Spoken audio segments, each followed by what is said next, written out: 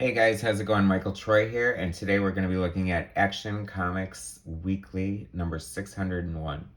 All right, so this is from back in the day, obviously, and this is Action Comics.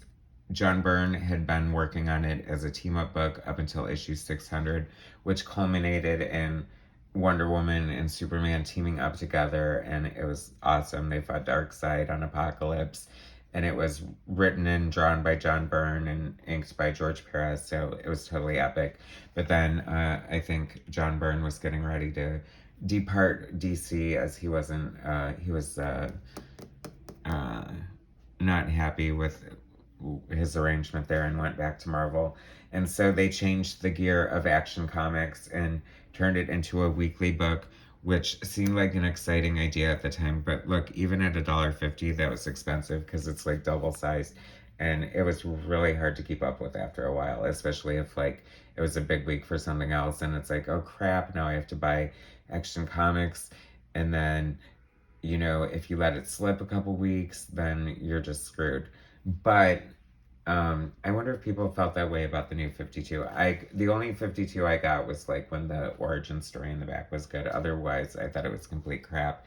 But I don't know, some people probably liked it. But I can't imagine having to keep up with it. I feel like that's asking a bit much to like have to buy a comic book weekly. But Action Comics was more of an anthology, so if you like the stories and the characters in it, then you can get it. And I have to say, they started out fairly impressively with, you know, the roster of talent they got. Dave Gibbons is on the cover here, and then immediately you get a Green Lantern story with art by Gil Kane. And I love Gil Kane. I think he's probably my favorite Green Lantern artist.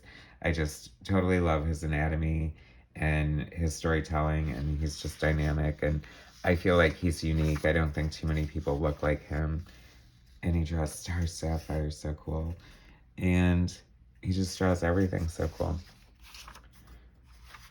I love all these characters. I love this is 1919.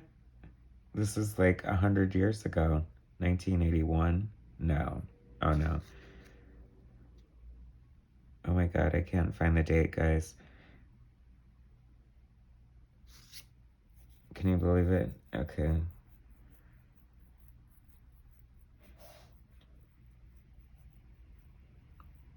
Well, that's crazy. It's got to be on here somewhere.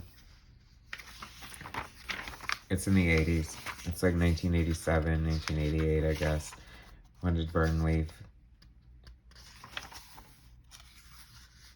Wild Dog.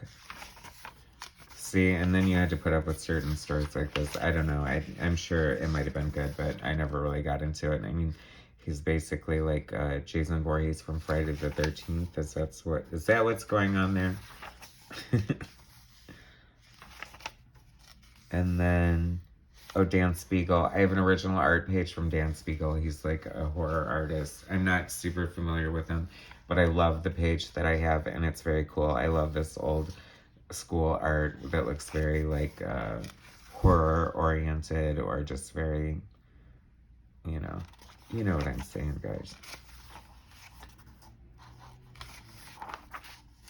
Superman story by Kurt Swan with John Beatty inking, written by Roger Stern.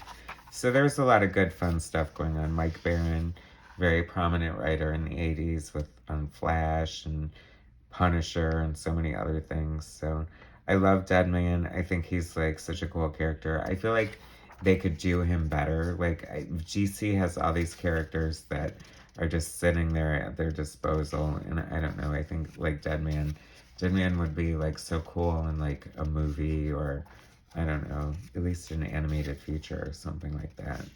Boston Brand. I mean, he's even got a cool name, right? Blackhawk.